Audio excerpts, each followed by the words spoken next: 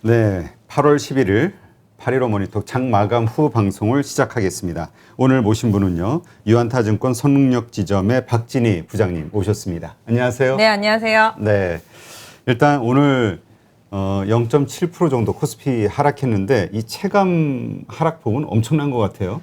뭐, 포인트로 보면 한 22포인트 정도 빠졌잖아요. 네, 제 체감 포인트는 거의 한 50포인트 이상 빠진 것 같은 느낌?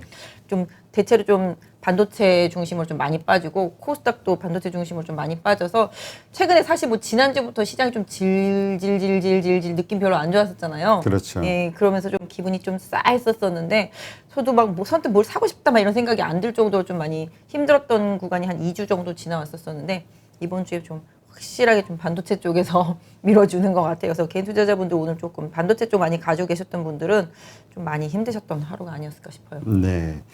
일단 오늘도 외국인이 엄청 팔았어요. 팔았는데 1조 7천억? 뭐 그 정도 아까 얼핏 보니까 그런 것 네, 같은데. 맞아요. 그걸 이제 다 개인이 받았는데 이게 내일 옵션 만기이라고 이 뭐 연관이 돼 있을까요? 뭐 딱히 지금은 그거는 아닌 것 같긴 하고요. 너무 대량 매도인 것 같아서. 네, 왜냐하면 지난번에 외국인들이 한 이틀 세게 샀잖아요. 그래서 사람들이 와 이제 좀 외국인들의 시각이 바뀌는 게 아닌가 뭐 이런 기대를 했지만 결국은 또 아니었잖아요. 그래서 지금 좀 쉽게 사지는 않는 구간인 것 같아요. 지금 어제부터 개인들 상당히 많이 샀잖아요. 어제도 사고 뭐 그제도 사고 계속 많이 샀는데 오늘 어제 한 1조 5천억 사고 오늘 한 1조 7천억 정도 산 것 같아요. 개인 투자자분들 단기 한 3조 한 얼마죠? 그러면 한 3조 한 3, 4천억 정도 되는 것 같아요. 그 정도 강하게 조금 매수하는 모습이 나왔는데 뭐 어제 제가 딱 보니까 어제 딱 개인 투자자분들이 한 1조 5천을 샀는데 딱 산 게 정해져 있더라고요.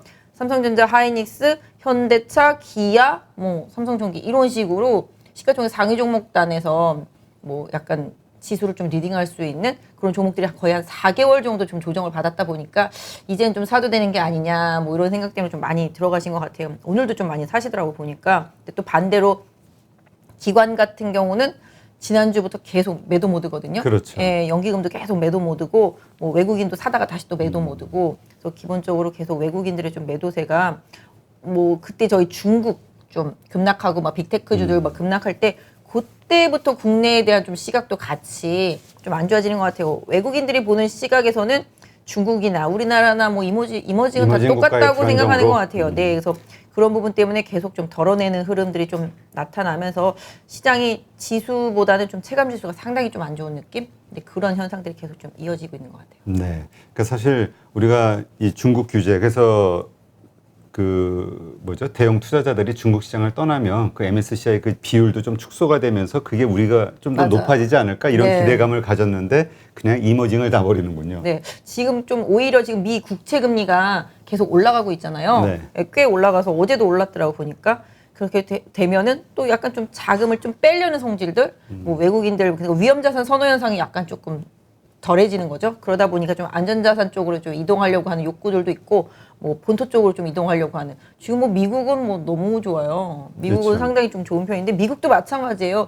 가는 종목만 가고 안 가는 종목은 되게 안 가거든요. 그래서 일단은 그런 현상들이 나타나는데, 근데 지금 환율도 그렇고 미 국채 금리도 그렇고 외국인들이 이머징에서 조금 발을 빼려고 하는 그런 욕구를 좀 자극할 수 있는 수준의 그런 흐름들이 계속 나타나고 있어서 그런 부분들이 다시 좀 완화되기 전까지는 좀 힘든 행보 이런 부분들이 좀 이어질 수 있을 것 같아요. 네. 일단 오늘 반도체주를 얘기 안 할 수가 없죠. 오늘 네네. 삼성전자, SK 하이닉스, 특히 SK 하이닉스는 뭐 6% 가까이 하락한 것 같은데 거의 폭락이라고 봐야 되는데 왜 이런 일들이 벌어지는 거죠?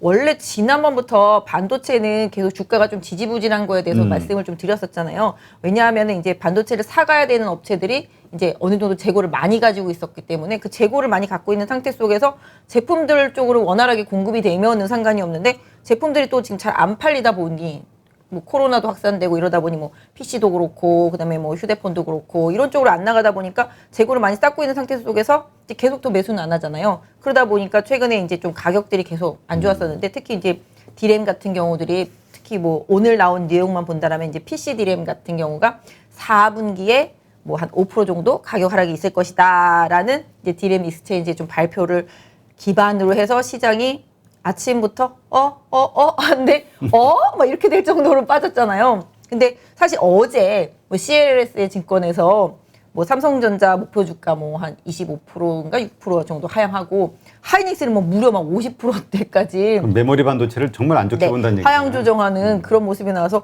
사실 그 레포트를 볼 때 사람들이 다 그랬거든요. 웃었거든요. 에휴 뭐 이러면서 또 그러냐 뭐 이런 식으로 안 믿는다 막 이런 식이었었거든요. 근데 사실 어제까지는 그런 기분이었었는데 오늘 같은 경우는 이제 디램 가격, 이게 디램이 이제 고정 거래 가격 있잖아요. 그렇죠. 계속 좀 지지부진 했었어요. 현물 가격이. 근데 이제 고정 거래 가격을 이제 하향 이탈하면서 소위 저희 말하는 데드 크로스가 나면서 일단 요 부분으로 인해서 시장에서 조금 반도체 디램 가격의 하락으로 인해서 실적이 좀 나중에 안 좋아질 수 있는 개연성. 제가 어저께 모 증권사 반도체 애널리스트가 분명히 4분기부터는 좋아진다고 하는 방송을 봤거든요. 근데 오늘 바로 좀 말을 바꾸시더라고요. 안 좋고 내년 1, 2분기를 저점으로 해서 내년 3, 4분기부터 좋아질 수 있다. 뭐 이런 식으로 바로 바꾸시더라고요, 말을. 그러니까 뭐 이렇게 애널리스트도 하루 앞을 못 보는 지금 장세라고 보시는 게 맞을 것 같아요. 근데 하이닉스가 더 타격을 많이 받은 게 그렇죠. 디램이 좀 집중되어 있다 보니까 그런 디램 쪽에 있는 부분들 뭐 감안해서 오늘 보시면은 뭐 관련되어 있는 이제 파운드리 관련되어 있는 뭐 오늘 DB하이텍 같은 경우도 좀 많이 빠지고 뭐 관련주들도 좀 많이 빠졌는데 뭐 역시 좀 삼성은 그래도 디램 쪽도 뭐 디램 쪽이지만 다른 부분들도 많이 있기 때문에 1.5 좀 상세가 되는데 사실 하이닉스도 어떻게 보면 낸드 쪽도 많이 좋아지고 있었거든요. 근데 그래도 하이닉스 하면 디램 뭐 이런 생각들이 좀 더 있어서 그렇죠. 그런지 모르겠는데 하이닉스가 거의 정말 충격에 6% 이상 빠지는 거 근데 잘 못 봤던 것 같아요. 그러니까 최근에 저기 대만 시장이 무너지고 막 이래도 그렇게 안 그랬던 것 같은데 일단 한번 차트로 한번 그 네. 문제는 이게 내일도 또 하락할 것이냐 아니면 지금이 저점이니까 우리가 매수해야 될 타이밍이냐 이거잖아요. 네. 저 그런 생각 좀 많이 했어요. 아까 뭐 레포트에서도 그 애널리스트가 이렇게 얘기하는 거죠.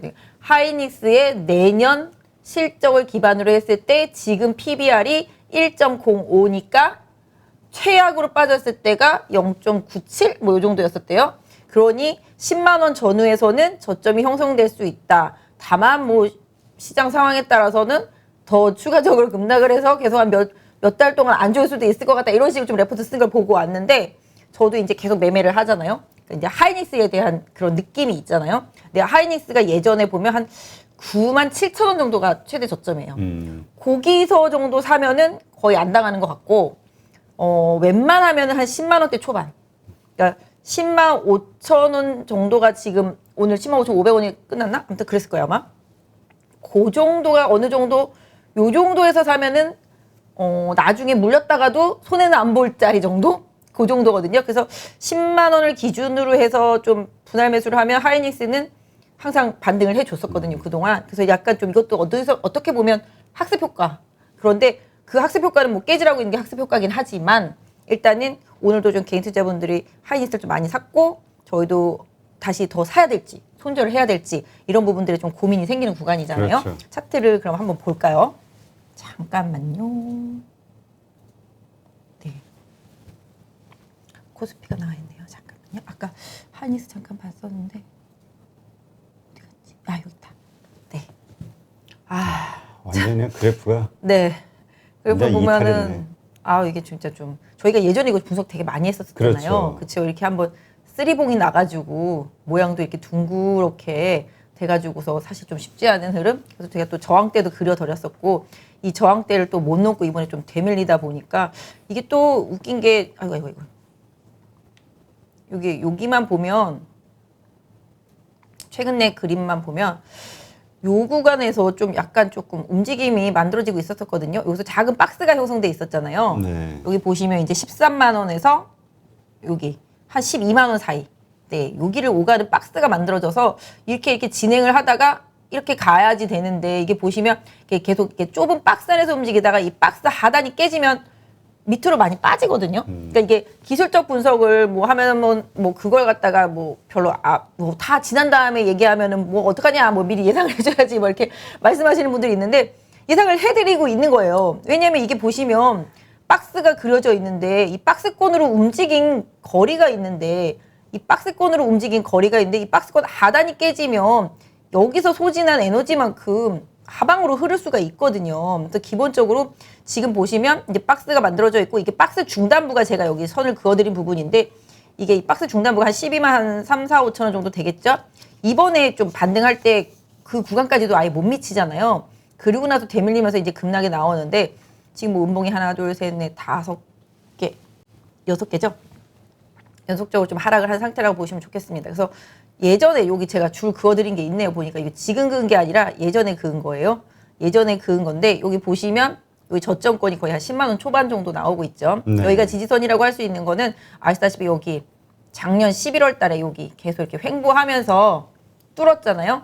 이제 예전에 제가 갭 얘기 막 했을 때 갭 메꾼다 그러면 다들 안 믿으시는데 SK 이노베이션도 24만 원 부근에 있는 갭을 이번에 메꿨거든요. 하이닉스도 여기 갭이 있어요. 사실 근데 여기도 또 있어요. 사실 이게까지 메꾸면은 가슴 아픈데 여기 9만 원 있는 데거든요. 근데 사실 여기까지 오는 불상사는 없어야 되는데 이 구간 10만 원 초반에 갭이 있거든요. 그래서 이번에 하락하면서 이 갭을 좀 메꿀 가능성 이런 부분들이 상당히 좀 있어요. 그래서 아까도 말씀드렸다시피 오늘 거래 상당히 많이 실렸잖아요. 예, 거래가 상당하네. 네. 저는 근데 사실 하락하면서 거래 많이 실리면 어떤 사람들은 더 안 좋다, 더 빠진다 이렇게 생각하는데 이게 하락 초기에 거래가 많이 실리면 더 빠질 수 있는데 하락이 거의 끝부분에. 마무리되는 끝 무렵에 가서 거래가 많이 실렸잖아요. 그거는 그냥 너도 나도 다 팔았다라는 거죠. 그러니까 팔 수 있는 사람은 급하게 다 팔았다라는 거잖아요. 그러면 더 공격적인 하락이 나오는 게 그 다음서부터는 좀 완화될 가능성이 높죠. 왜냐면은 급락하면서 거의 저점 구간에다 던졌기 때문에 여기서 추가로 빠져봐야 한 10만 원 전후다 생각해 보신다라면은 하이닉스를 신규 좀 매수하시고자 하시는 분들이라면은 뭐 10만 원 전후에서는 노려보시면 하겠죠. 예, 그래서 모아가 보시거나 뭐 아니면 더 여기서 한번 내일 정도 한 번 더 급락이 나오면 에라 모르겠다고 하면 좀 사보는 전략. 뭐 아까 말씀드린 대로 하이닉스가 지금 PBR이 한 1 정도 되니까 청산가치잖아요. 딱 그렇죠. 북밸류가 나오는 거잖아요. 그러니까 이 회사가 지금 당장 망해가지고 청산을 받아도 나는 원금을 건질 수 있어라는 가격이 PBR 1이잖아요.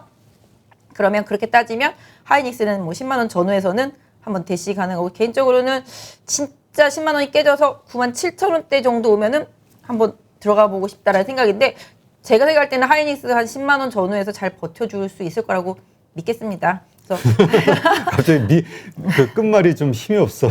아니 믿고 싶어요. 개인 투자자분들이 이렇게 많이 샀는데 네. 더 이상의 아픔은 없었으면 근데 좋겠네요. 어쨌건 지금 거의 끝물이다. 그러니까 조정의 끝. 그러니까 바닥 품의 막판. 확인. 품의 막판. 네. 그러니까는 뭐 약간 더 빠질 수 있다 하더라도 일단은 지금 네. 가격대에서 크지 않은 폭에서 이제 반등의 네. 기회가 올 것이다. 네, 네. 왜냐하면 그게 있잖아요. 이 가격에 사면 더 빠지더라도 언젠가 물리지는 않아. 이 가격엔 팔 수 있어. 그런 안심이 되는. 예, 이런 심리적인 안심감만 있으면 줄러볼 수 있는 거죠. 네. 그래서 제가 봤을 때는 오늘까지 해서 거의 대량 거래가 실렸기 때문에 한 번만 더 빠지거나 조금 더 빠지면은 뭐 십자 도지가 나오거나 아니면 뭐 아래 꼬리 달린 가격대가 나올 수가 있는데 양봉 나올 수 있을 거라 보고 있습니다. 한 번 더 빠진다라면은 그렇게 생각하면은 좀 들어갈 수 있을 것 같고 다만 살 수는 있는데 뭐 이거를 길게 끌고 가야 되냐라는 관점에서 본다라면은 시장 뭐 상황도 좀 봐야 될 것 같긴 한데요. 뭐 트레이딩 개념으로 보겠습니다. 트레이딩 개념으로 보면 이번에 하락하면 사면 한 매도 포인트는 한 11만 한 4, 5천 원 정도가 최대에서. 왜냐하면 여기 좀 지지 바닥 여기가 저점 나왔던 구간이잖아요. 그리고 최근에도 계속 여기서 좀 지지를 받다가 한번 눌렀었다가 튀어 올랐었던 자리잖아요. 그런데 이제 요번에 또 그 중간선 정도에서 이탈하면서 내려왔기 때문에 뭐 만약에 뭐 생각보다 만약에 오늘 밤 미국 시장에서 반도체가 괜찮아. 그리고 아유 뭐 그렇게까지 안 빠질 거야. 뭐라는 뭐 뷰도 있을 수가 있고 기타 등등의 뷰도 있을 수가 있는데 애널리스트들 자체가 더 빠질 것 같아요. 뭐 불안해요. 이런 식으로 뷰를 보여주고 있기 때문에 오히려 저는 좀 더 안심해도 된다. 애널리스트들이 좋게 반대로 말하는 게 하자. 더 안 좋다. 반대로 네, 하자. 정말로요. 예. 그래서 애널리스트들이 이렇게 주가가 오르고 있을 때 좋다 좋다 좋다 하면은 거기가 꼭지점인 점이 되게 많고요. 막 급락했는데 바닥에서 안 좋은 식으로 뉘앙스의 애널리스트 리포트가 나오면 거기가 저점일 때가 되게 많거든요. 그러니까 애널리스트도 좋게 봤는데 안 좋으니까 쫄리니까 그런 식으로 리포트를 내는 거잖아요. 사람 다 똑같은 거죠. 심리가 최바닥일 때가 항상 그런 상황인데 지금 공포감 때문에 많이 빠지고 근데 하이닉스는 사실은 저희 여기서부터 문제가 됐잖아요. 60일선이 상승하다가 이게 하락으로 기울었잖아요.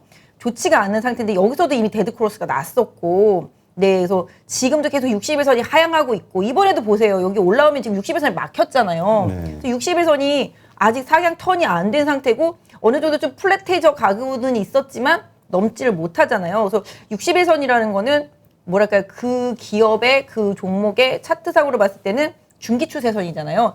훼손이 많이 됐다라는 거죠, 지금 이미. 그래서 그 부분, 그러니까 이걸 돌리기 위해서는 좀 시간이 많이 필요할 것 같아요, 제가 봤을 때는. 그리고 20일선도 지금 하락을 하고 있고, 그래서 이 21선하고 60일선 돌리려면 진짜 몇 달 걸리거든요. 그래서 이번에 하이닉스 들어가는 건 단기 트레이딩용이라고 보시면 좋고, 뭐 만약에 들어올라간다, 제가 생각할 때는 여기 지금 여기도 개파락을 오늘 했기 때문에 뭐 1차적으로 올라오면 한 11만 1, 2천 원 정도에 막힌다 생각해서 트레이딩이면 10만 원 사서 11만 원이면 10%다 이렇게 생각하시면 마음이 좀 편할 것 같고, 갖고 있으신 분들은 열받는데 그게 무슨 소리냐 거기까지밖에 못 온다는 거냐, 그럼 그 가격 오면 나도 팔아야 되는 거냐 화나실 수는 있잖아요.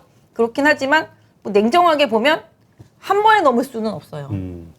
한 번에 넘을 수는 없기 때문에 터치하고 바닥을 잡아가는 과정들이 좀 많이 필요하다라는 생각으로 좀 하이닉스 같은 경우는 보유하시고 손실 나신 분들은 짧은 호흡으로는 절대 답이 안 나오거든요. 중장기적인 호흡이 좀 필요하고, 실질적으로 하이닉스도 그렇고 삼성전자도 그렇고 뭐 디램도 그렇고 뭐 반도체, 메모리, 비메모리 다 떠나서 기본적으로 지금 코로나 때문에 경기가 회복이 되다가 뭐랄까요, 회복되는 속도가 지금 약화되고 있잖아요. 네. 예, 그런 상태 속에서 지금 뭐 노트북도 뭐 팔 만큼 좀 팔았을 것 같고 코로나 때문에, 그다음에 휴대폰도 지금 신제품 이제 삼성도 이제 폴더블폰 나오기 시작하는데 또 막상 또 어저께부터 사전 예약을 받고 있는데 그때부터 또 관련주들이 급락하더라고요, 보니까. 그래서 일단 폴더블폰이 비싸잖아요.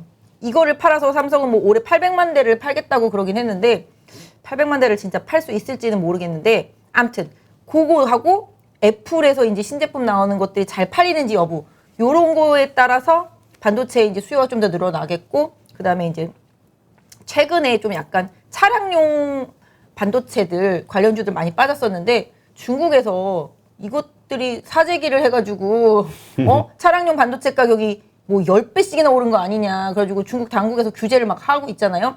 그러니까 뭐 이런 부분들 때문에라도 더 조금씩 차량용 반도체 쪽 이제 풀린다는 얘기는 이미 좀 지난달부터 계속 나왔었고, 하반기에 가면은 또 그런 부분들 오히려 풀린다니까 또 빠졌겠죠. 모자람이 없어졌으니까. 또 그런 부분들 생각하면 하이닉스의 이 하락 추세선을 돌리는 데는 시간은 좀 많이 필요하고, 만약에 뭔가 획기적인, 하이닉스도 사실 M&A가 그동안 없었었어요, 크게. 삼성전자도 많이 없었었지만, 그렇죠. 네, 투자라든지 뭐 이런 부분이 별로 없었었기 때문에 이런 부분들을 좀 향후에 좀 강화시키고, 뭐 낸드 쪽 이런 쪽들도 계속 좀 강화시키면서 체질 개선을 좀 많이 해나가야 되는 상황이라고 생각합니다. 그래서 하이닉스 같은 경우는 한번 더 빠지면 한번 모험은 해볼 찬스인데, 단기 트레이딩 개념을 일단 봐주시고, 아니야 나는 싸게 사면 중장기로 갈 거야, 그러면 그분은 가져가셔야죠. 뭐 다시 내 매수가가 깨지지만 않는다면야, 뭐 그렇게 생각하신다면은 한번 해보실 수 있긴 한데, 지금 수급만 봐도 보시면 예, 뭐 기금도 던지고 있잖아요, 지금. 요때 잠깐 들어왔었잖아요, 그죠? 요때 그쵸. 8월 초 때 잠깐 이제 기관들이 쑥 들어왔었었는데, 뭐 외국인도 지금 살짝 한 이틀 들어오다가 더 팔아요. 이거 뭐 뭔지 모르겠어요. 지금 630만 주 매도는 어마어마하게 매도를 한 것 같아요. 어제도 막 200만 주대. 그러니까 외국인들은 좀 그런 걸 타고, 사실 좀 최근에 며칠 동안 미국의 반도체 지수가 안 좋았어요. 안 좋았죠. 예, 계속 빠져서 판다기에는 좀 생각보다 좀 많이 팔은 거죠. 그러니까 기본적으로 보통 이제 패시브 자금들은 이제 시총 상위라든지 뭐 업종 대표주 이런 거 위주로 막 하는데, 아까 말씀드렸던 대로 이머징 시장에서 일단 좀 발을 빼는데 팔기 제일 좋은 게 뭐예요? 삼성전자 하이닉스잖아요. 그죠? 현대차, 기아 뭐 이런 거잖아요. 팔기 쉬운 거. 뭐 오죽하면 우리나라를 뭐 ATM 기계라고 하겠어요. 팔면 다 받아주니까. 개인 투자자분들이 좀 받고 있어서 안타깝긴 하지만, 그래서 이런 변화가 있으려면 미 국채 금리가 좀 변화가 좀 있어야지만 하향으로 좀 가야지. 네, 가야 매도가 된다. 조금 줄어들 수 있을 것 같아요. 왜냐하면 그렇게 되면은 당연히 안전자산으로 회귀를 계속 하니까, 또 그런 거랑도 좀 맞물려서 좀 하락이 좀 더 심했던 것 같아요. 그래서 일단은 하이닉스 가지고 계신 분들은 좀 속 터지고 속 상하시겠지만 좀 시간이 해결해 줄 종목이라고 생각을 합니다. 그래서 사실 이렇게 대형주들이 빠지면 안타까운 게 뭐냐면, 시장이 끝나는 게 아니냐 막 이런 그치. 생각을 할 정도라서 사실 좀 힘들어요. 근데 뭐큰 그림에서 보면은 하이닉스 같은 경우도 이게 뭐 상승에 이제 거의 뭐 이렇게 이 구간을 뭐 어떤 면에서 보면 피날레라도 볼 수 있잖아요. 이게 슈팅 피날레라고 볼 수 있는데, 그러고 나서 이제 하락 A, B, C 뭐 저희가 생각하는 그런 파동 이론으로는 그렇게 되는데, 다시 또 이제 상승 1파, 2파, 3파, 뭐 4파, 5파까지 갔다가 하락 A, B, C 이렇게 하고 나면은 끝 이렇게 되는 게 아니라 다시 또 추세를 만들면서 또 새로운 추세를 만들어 나가니까 그런 거 감안한다라면은 뭐 하이닉스도 지금 긴 조정을 받고 있어서 안타깝긴 하지만 또 새로운 추세를 만드는 시간적인 여유를 갖고 좀 보신다라면은 뭐 제가 생각할 때도 뭐 요번 하락은 또 누군가한테는 또 기회라고도 좀 보실 수 있지 않을까. 물론 갖고 계신 분들한테는 속상하실 수 있겠지만 또 그리고 최근에 이틀 동안 열심히 산 개인 투자자분들은 그렇죠. 네 어제 속상하실 산 수 분들이 있겠지만. 아마 좀 충격이 좀 클 거예요. 그러게요. 어제 사신 분들이 좀 충격이 크고 그다음에 뭐 제가 봤을 때는 요번에 한 12만 원대까지 올라갔었잖아요. 네. 그때 조금 기대감을 가지셨던 분들이 좀 많이 속상하셨을 그쵸. 것 같아요. 여기가 어떤 면에서 보면은 8짜리였는데 61선에 가까이 갔을 가고 때. 그다음에 뭐 말씀드린 대로 여기 계속 바닥을 찍었던 박스권 하단부를 뚫고 올라갔는데 이제 중단부도 못 뚫고 걸린 부분인 거죠. 그래서 저도 항상 차트 매매를 하시는 분들한테는 하락하고 있는 이평선은 한 번에 절대 못 뚫어요. 21선은 좀 어떻게 뚫어볼 수 있는데 61선 하락하는 거는 절대로 못 뚫어요. 한 번에. 그 엄청난 매물대거든요. 그리고 중기 추세선이 돌아선 상태에서 그걸 뚫었다라는 거는 그 기업에 뭔가 확고한 변화가 생겼다라는 거거든요. 왜냐하면 61선이 하향될 정도로 안 좋은 상태였었거든요. 근데 그거를 어떻게 단번에 뚫어요. 그렇게 생각하시면 물리셨던 분들이나 뭐 최근에 신규 사신 분들이 좀 팔아주셨다가 다시 좀 받으셨으면 좋은데 사실 뭐 인생이 이렇게 될 줄 아나요. 주식이라는 게 어려운 거죠. 이래서 저도 마찬가지고 그래서 기본적으로 제가 생각할 때는 저도 아까 친구랑 통화하면서 야 좀 사볼래? 막 이러면서 통화하면서 왔었는데 친구는 알아서 해 막 이랬는데 알아서 해가 제일 무섭잖아요. 그렇죠. 그쵸? 책임져. 네, 알아서 해가 제일 무섭긴 한데 아무튼 제가 생각할 때는 오늘 내일부터 사는 거는 크게 물릴 가능성은 없다. 내일, 그래서 너무 그러니까 공포스럽게 생각하지 말자. 그리고 최대치도 제가 아까 말씀드렸잖아요. 최악은 한 97,000원 정도. 뭐 잘 버티면 한 10만 원 전후에서 바닥선. 뭐 여기서 바로 돌릴 수도 있어요. 사실 오늘 밤에 또 어떻게 그치, 되는지 무슨 일이 필라델피아가 생길지 딱 모르죠. 올라가면. 네, 그래서 기본적으로 한 10만 3, 4천 원, 5천 원 여기가 항상 돌렸던 자리였기 때문에 너무 공포스럽게 생각하지 마시고 걱정하지 마시고 에이, 주식이 시간만 투자하면 결과적으로 먹어요. 제가 생각할 때는. 그러니까 너무 공포스럽게 생각하지 마시고 다만 이제 이게 그동안 좀 추세가 좀 훼손됐었다라는 점에서 새로운 추세를 만들어내기에는 시간이 좀 필요하다. 요것만 조금 생각해 주시면서 시간적인 여유를 갖고 좀 투자를 하시면 되지 않을까 싶습니다. 네, 알겠습니다. 자, 지금 삼성전자도 사실 뭐 비슷한 경우죠. 그런데 삼성전자 같은 경우는 우리 조금 전에 폴더블 폰 얘기도 했지만 네. 이거에 대한 그 모멘텀, 기대감을 사실 얼마 전부터 이제 마지막 뭔가 희망처럼 가지고 있었는데 지금 막상 행사를 네, 네, 공개 네. 행사를 하면서 오히려 관련주들이 빠진단 말이에요. 이거는 시장이 별로 그렇게 긍정적으로 보지 않는다라는 어떤 징조 아닐까 이런 생각도 들거든요. 뭐 잘 안 팔릴 것 같은데 저도 솔직히 말씀드려서 삼성전자랑 관련되어 있고 반도체 이제 소부장들 이런 부분들 그다음에 뭐 삼성전자랑 관련된 삼성물산 뭐 이런 것들 삼성전자 다 마찬가지지만 뭐 회장만 어떻게 사면이 되면은 그 다음날 급등하면은 팔아야지라고 생각하는데 급등 안 하더라고요. 급등을 안 하니까 팔 수도 없는 거라. 맞아요. 내가 생각한 가격이 와야 파는데 제 손님도 맨날 삼성전자 빠진다고 몇 달 동안 뭐 이런 주식이 다 있냐고 맨날 그러다가 좀 8만 원대 올라오니까 8만 6천 원 정도가 저항이에요. 삼성전자가. 그래서 그 가격만 하면 팔아버려 이랬거든요. 와야 팔죠.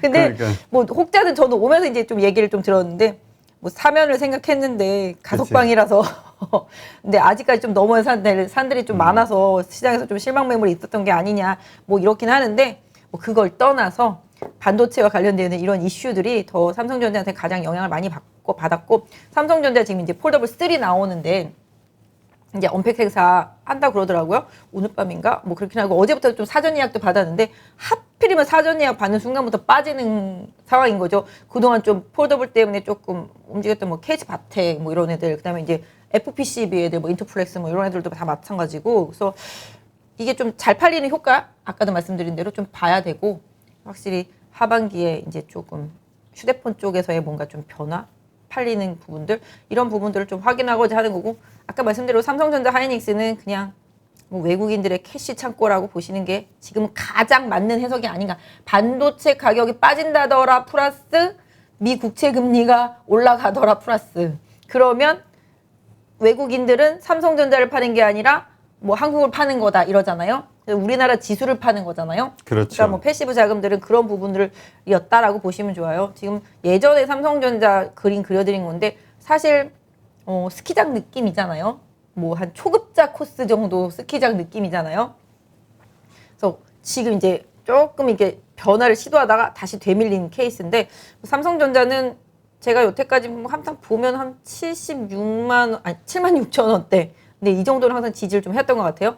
뭐 약간 더 올려서 보면 한 7만 8천 원대가 좀 바닥선이었다라고 보여주는데 여기서 진짜 좀 약간 원형을 그리면서 좀 터닝 해가려고 거의 한 진짜 이게 몇 달이에요? 1월 달부터 지금까지 빠진 거거든요, 삼성전자. 그래서 좀 이게 돌려볼까? 왜냐하면 지금 저거 차트를 보는 입장에서 보면 수렴이 되어 있었잖아요. 그렇죠. 네, 수렴이 되어 있어서 이제 올라갈 판이야 그랬는데 항상 수렴점은 그런 게 있어요. 이게 바닥에서 수렴을 하면 올라가는 케이스들이 상당히 많은데 지금 이게 약간 고공권 수렴이잖아요. 고공권 수렴이다 보니까 뭔가 삼성전자의 모멘텀이 확 있어야 되는데 그 모멘텀이 우리는 가속방 말고 사면이라고 생각했던 사람들이 좀 많았을 거 아니잖아요. 그래서 그게 트리거가 되면서 튀어주겠다 생각했었는데 아니었잖아요. 그래서 오히려 지금 거래가 실리면서 다다다다다 음봉. 그렇지만 일단 삼성전자를 보유하신 분들은 상당히 많이 사더라고요. 어제도 많이 사시고. 근데 제가 생각할 때는 아무튼 지금 자꾸 70만 원대라 70만 원대면 좋겠네요. 그러니까 한 7, 8천 원? 뭐 많이 빠지면 한 6천 원? 뭐 요 정도 생각할 수 있을 것 같아요. 제가 생각할 때는 7만 한 7천 원. 네, 6천 원. 요 정도 지지선 나오고 있거든요. 지금 삼성전자는. 그것만 좀 확인해 주신다라면은 나쁘진 않을 것 같아요. 근데 삼성전자가 여기서 무너지면 지수 큰일 나거든요, 사실. 그렇죠. 그러면 진짜 힘들어져요. 지금 사실 지수는 묶어놓고 개별 종목으로 막 해먹고 연기금이 이제 개별 종목도 다 해먹고 나니까 이제 최근에 막 매도하다가 막 이런 상황이었었는데 이제 그럼 좀 지수 관련주들이 끌고 가줘야 될 타이밍이었는데 공교롭게 또 미 국채금리 막 올라가면서 외국인들 막 매도해가지고 빠지는 상태. 예전에도 뭐 말씀드린 대로 올려놓고 뺄지 뺐다가 올릴지 되게 애매하다 제가 2주 전에 말씀드렸었는데 그만큼 정말 애매했기 때문에 제가 애매하다고 말씀을 드렸던 상황이었었거든요. 지금만 놓고 본다라면 삼성전자를 또 제가 봤을 때는 개인 투자자분들은 손절 안 하실 것 같아요. 계속 그렇죠. 사실 것 같아요. 그리고 올라오면 손절할 것 같아요. 제가 봤을 그렇죠. 때는. 왜냐하면 거기에 그래도 믿음이 있는 거거든. 시장이 망가진 게 아니라면 네. 반드시 반등의 기회가 올 것이다. 삼성전자는. 그것도 그렇고 삼성전자는 배당을 주잖아요. 그렇죠. 분기 배당을 주기 장기 때문에 버틸 수 있는 여력이 네, 되죠. 네. 금리가 낮은 상황에서는 삼성전자만큼 배당 메리트가 있는 회사도 사실 별로 없어요. 현대차도 얼마 전에 중간 배당 줬거든요. 네, 그렇듯이 삼성전자도 배당을 주고 있기 때문에 제가 생각할 때는 또 미 국채금리 좀 내려가고 얼추 그렇게 되면은 다시 또 들어올 거예요. 배당 메리트가 있는 그런 자금들. 그래서 아무튼 근데 삼성전자 그래도 차트로 분석해 드린다라면은 뭐 적어도 한 7만 6, 7천 원대 지지선 생각해 보실 수가 있겠고 정말 최악은 한 7만 한 5천 원 정도? 예. 그 정도 오면은 저도 한번 사보고 싶습니다. 알겠습니다. 돈을 좀 지금 일단 삼성전자 오늘 많이 이제 뭐 반도체주가 많이 빠졌으니까 한번 점검을 해봤고요. 지금 자동차도 현대차는 그냥 그런 대로 방어를 했는데 기아가 근데 뭐 1% 이 정도 빠진 기아는 크진 않죠. 네, 현대차 기아차는 근데 그동안 빠져왔어. 맞아요. 계속 현대차 보시면 슬슬 조금씩 밀려와가지고 아니 빠지려면 화끈하게 빠져야 되는데 조금씩 빠지면 제일 열받거든요. 지금 현대차도 마찬가지잖아요. 이렇게 하락 추세선을 이렇게 그때 그어드렸었잖아요. 그래서 여기서 좀 뭔가 벗어나는 움직임이었었는데 여기 이제 캡에 걸린 거잖아요. 여기 제가 지금 파란 줄 그어드린 부분은 누가 봐도 여기잖아요. 그죠? 여기 그어드린 부분은 걸렸잖아요. 25만 원에 현대차 좀 많이 걸렸어요. 그래서 제가 올라갈 때도 현대차 25만 원 정도 가면은 좀 고점이겠다라는 생각을 좀 했었었는데 앞으로 생각하실 때 이 종목이 다시 30만 원, 뭐 40만 원 나중에 미래의 모빌리티 기업으로 변신을 해가지고서 엄청나게 가기 위해서는 25만 원을 반드시 뚫어내야 되는 그런 상황인 거고 다만 이제 여기까지 진짜 괜찮았었거든요. 21선도 우상향 하면서 좋았었거든요. 여기까지. 그랬는데 갑자기 우당탕탕 빠지고 또 빠지고 이게 보시면 뭐랄까 반등하다 빠지고 이렇게 좀 밑으로 이렇게 둥글둥글하게 이렇게 빠지잖아요. 근데 지금도 그런 케이스인데 이제 보시면 여기서 데드크로스가 났잖아요. 21선이 하락하면서 데드크로스. 근데 이때까지는 60일선이 하향하지 않았기 때문에 그렇게 나쁘지 않은 데드크로스였었는데 지금은 이제 얘도 잘못하면은 좀 60일선도 시간 가치가 좀 훼손되면서 하락할 가능성이 있어서 빨리 올라가야 돼요. 제가 봤을 때는 현대차 계속 이 상태대로 있으면 되게 좀 질질질질질질 안 좋은 상태로 갈 수가 있고요. 지금 뭐 한 21만 원. 현대차는 제가 계속 봤을 때 21만 원만 가면 튀어 올랐었거든요.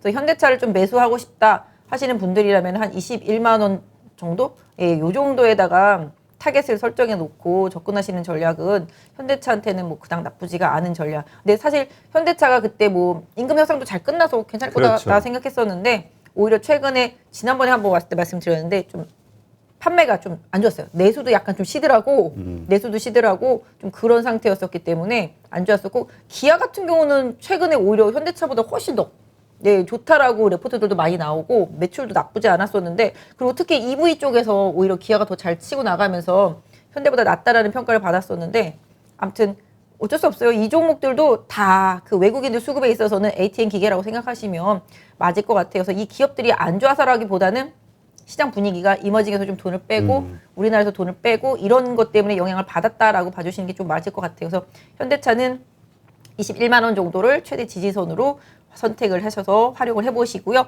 우상향 쪽으로 만약에 방향을 틀었다. 거래가 좀 많이 필요할 것 같아요. 거래가 지금 너무 없어요. 거래가 없는 상태고 최근에 여기 보시면 계속 터치하면서 못 뚫던 자리 있죠. 네. 약 23만 원 되겠습니다. 그래서 만약에 현대차가 23만 원을 넘어가면 약간 추세의 전환의 의도 이런 부분이 좀 생긴다라고 보시면 좋겠죠. 21만 원 부근에서 사서 23만 원 못 넘어가면 뭐 2만 원 뛰기 이런 식으로 말하면 너무 저렴한 느낌이 좀 들긴 하지만 그런 트레이딩도 할 수밖에 없는 상황. 그 정도예요. 지금 시장이 너무 안 좋아요. 그렇죠. 예. 오늘 누가 그러더라고요. 뭐더라? 사물놀이 장세. 들어보셨어요? 네. 사면 물리는? 사면 물리고 놀면 이기는 장세래요. 근데 뭐 그것도 맞는 말인 것 같고 사물놀이 하듯이 뭐 사방에서 꽹가리 북 난리치고 막 정신없이 돌아가는 장세인 것도 맞는 것 같아요. 그래서 지금 그렇긴 한데 아무튼 21만 원 부근 지지선으로 설정하시고요. 뭐 상승할 때 23만 원을 강하게 돌파하면서 거래까지 실려주면은 나이스라고 생각하시면 그때부터는 좀 현대차가 거래량 붙이면 그동안에 조금 조정해서 약간 좀 벗어나려는 흐름이다라고 나중에 좀 볼 수 있을 것 같아요. 지금 보시면은 뭐 기금들이 계속 팔잖아요. 투신도 계속 팔고 뭐 보험도 계속 팔고 다 팔아요. 외국인들 개인만 사고 있어요. 근데 사실 이런 거 좀 있어요. 이 패시브 자금들이라는 게 아까 저희가 IPO 얘기도 많이 했잖아요. 그렇죠. 대형 IPO 해가지고서 그 기업들이 들어오고 지금 MSCI 지수 편입이 지금 될 거라고 다들 난리가 났잖아요. 그래서 최근에 주식 너무 쉬워 막 이렇게 말씀하시는 분은 뭐 카카오뱅크 매매 안 했어? 뭐 카카오 게임즈 매매 안 했어? 뭐 SK 바이오사이언스 매매 안 했어? 뭐 이런 식으로 그 종목들만 갔는데 뭐 에코프로비엠도 마찬가지고 다 MSCI 지수 편입되는 종목들이잖아요. 그런 것들도 그런 거지만 신규 상장 중 종목들이 어마어마하잖아요. 뭐 지금 크래프톤도 그랬지만 다 큰 종목들이잖아요. 카카오뱅크도 뭐 들어오자마자 그냥 바로 다 제껴버리잖아요. 지금. 그렇죠. 뭐 KB금융도 그냥 아래로 깔아버리고 그런 종목 때문에 그런 종목들이 들어오면 패시브 자금들은 어쩔 수가 없어요. 어차피 코스피에도 편입될 거잖아요. MSCI 지수에도 편입이 되고. 그러면 얘네들을 편입하면 패시브 자금 뭔가 빼내야 되잖아요. 그러다 보니까 어디서 조금씩 다 갉아먹듯이 빼내는 거거든요. 요새 SK텔레콤 같은 경우도 엄청나게 비중 많이 줄여요. 요번에 아마 정기 변경 되면 보시면 아시겠지만 SK텔레콤 같은 경우도 정기 변경될 때 상당히 많은 부분 줄이거든요. 그래서 그 부분 때문에도 항상 좀 많이 그전에는 많이 빠져왔었고요. 그래서 뭐 일단 MSCI 정기 변경 이벤트로 인해서 많이 올랐던 종목들은 오히려 변경에 포함되고 변경하게 되면 그 뒤에 또 매물이 거꾸로 나오니까 그런 부분들도 좀 조심해야 되겠지만 또 그것 때문에 좀 피해본 애들은 또 그 다음엔 조금 안정을 찾아갈 수도 있으니까 너무 걱정만 하지 마시고 다만 대형주들이 지금 약할 수밖에 없는 그 장세적인 수급적인 그런 흐름들을 좀 잘 알고 계신다라면은 뭐 생각보다 더 공포스럽지는 않지 않겠나. 그래서 지금부터 대형주들은 미 국채금리의 변동성 더 올라가는지 하락을 하는지 하향 안정되는지 이런 부분들을 좀 계속 챙겨보시면서 대형주는 조금 맞춰가지고 좀 대응하시는 게 좋지 않겠나 싶습니다. 네, 알겠습니다. 그러니까 지금 우리가 이 대형주들이 급락하는 게 뭐 실적이 부족할까 무슨 알지 못하는 리스크가 있을까 이렇게 생각하기보다는 지금 글로벌 뭐 MSCI 편입 과정에서의 어떤 리밸런싱 이런 네. 어떤 그러니까 기존의 걸 팔아서 새로운 걸 사고 아니면 또 돈이 빠져나가니까 그만큼 또 팔아야 되고 이런 어떤 거시적인 환경의 흐름으로 이해하면 되겠네요. 그런 부분이랑 아까 말씀드린 대로 이머징 시장 쪽에서 좀 돈을 빼면서 미 국채 금리가 올라가니까 위험 자산보다는 안전 자산 쪽으로 약간 회귀 현상. 그다음에 지난번 중국 쪽에서부터 이제 빠지는 흐름에 맞춰서 중국 같은 경우는 그때 빅테크 기업들 엄청 빠졌잖아요. 그렇죠. 지금도 규제 장난 아니에요. 뭐 조금만 하면 게임도 그랬었고 뭐 사교육도 그랬었지만 지금 베이징 올림픽 해야 되기 때문에 파란 하늘 만들기 운동을 하나 봐요. 그래가지고 그 약간 좀 매연이랑 뭐 이런 거랑 관련돼 있는 기업들은 정말 엄청 규제를 하나 봐요. 뭐 철강 회사들도 네, 뭐 네, 네. 규제 탄소 규제 많이 하잖아요. 네, 맞아요. 그래서 그런 부분들도 있고, 근데 중국 같은 경우는 요새 코로나 확진자 늘어났다 그러는데 아유, 숫자 보고 진짜 가소로워서 108명인가 막 어제 보니까 그렇더라고요. 그래서 우리도 그러면 좋겠다 막 이런 생각이 드는데 거의 뭐 사회주의라 통제를 확 해버리니까 중국하고 미국이랑 우리나라랑 종목들이 완전 달라요. 중국 같은 경우는 빅테크 기업 다 죽었잖아요. 미국은 그래도 빅테크 기업이 최근 많이 이끌었고, 근데 미국이랑 중국이랑 우리나라랑 이제 지수 산정하는 방식 자체가 많이 다르기 때문에 그렇긴 하지만 미국 같은 경우는 코로나가 그렇게 창궐을 하는데도 지금 보시면은 이제 컨택트주들 같은 경우도 괜찮게 움직이거든요. 그리고 소비 관련주들도 괜찮게 움직이고 중국 같은 경우는 며칠 전에 보니까 음식료주들이 다 상한가 쳤더라고요. 보니까 왜냐면 내수에 대한 그런 부분들이 좋아지고 있는 부분들이 좀 많이 있어서 중국 같은 경우는 내수 소비주들이 난리인데 우리나라 보면은 얼마나 불쌍해요. 지금 제일재단 같은 경우 어제 오늘 급락하기 바쁘고 그다음에 신세계 같은 경우는 뭐 끝도 없어요. 진짜 뭐 다 그래요. 소비주들이 지난번에 말씀드렸지만 필수 소비재들이 좀 선택적으로 좋았고 선택 소비주들이 좀 안 좋았는데 이제는 필수 소비재들이 많이 올라가니까 그쪽은 또 막 내리꽂기 바쁘고 엄청나게 많이 빠진 선택 소비재들은 또 안 빠져요. 지금 그러니까 이게 하락할 때도 한계 법칙이라는 게 있는 것 같아요. 오늘 보시면은 뭐 백신 관련주들 다 급등하고 바이오 주식들 다 급등했잖아요. 미 국채 금리가 저렇게 올라가고 있는데 성장주의 핵심이라고 하는 바이오 주식들이 올라가는 거는 또 이게 안 맞잖아요. 뭐뭐 이퀄 뭐뭐 안 맞잖아요. 근데 지금 우리나라 시장 상황이 코로나가 또 창궐하고 또 이제 우리나라 최초의 백신 기대감도 있고 이러다 보니까 백신 관련주들이 막 움직이고 또 그다음에 또 진단키트 뭐 이런 것들도 좀 움직이고 그다음에 그 외에 또 여태까지 기업 가치를 인정받지 못하던 대형 제약주들 특히 뭐 CMO 업체들도 상당히 좋잖아요. 지금 저 맨날 삼바 얘기도 하지만 상당히 좋은 편이에요. 실적 대비해서 좀 그러니까 오히려 좀 안전한 걸 자꾸 찾는 거지. 대외 변수에 좀 덜 흔들리면서 주가는 이미 나락으로 갔고 여기서 더 빠지기도 힘들고 저 안 그래도 어제 그저께 막 바이오 주식들 차트 보면서 안 망하면은 한번 사두면 한 번은 튀겠다 막 이럴 정도로 너무 많이 빠져 있었거든요. 그러니까 시장이 특별히 모멘텀이 없다 보니까 자꾸 가격 메리트만 찾는 것 같아요. 상대적으로 비싼 거 자꾸 팔고 상대적으로 싼 거는 사고 그리고 자꾸 틈새로 막 이렇게 그러니까 이미 많이 팔아가지고 집이 텅텅 비어 있는 것들은 사 들어가고 이미 너무 꽉 많이 갖고 있어가지고서 더 채울 수 없는 것들은 덜어내는 과정이잖아요. 지금 그런 식으로 조금 시장을 좀 이해하시면 조금 지금의 시장을 좀 이해 더 가시지 않을까 싶어요. 네.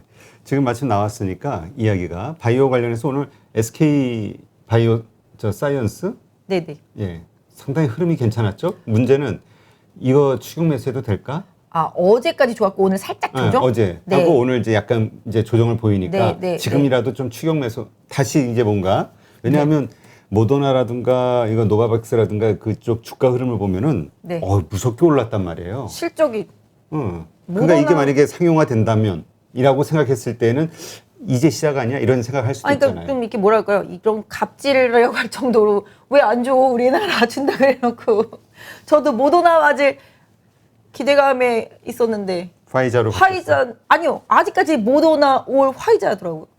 뭐라고 딱히 지정해 주진 않았다고요.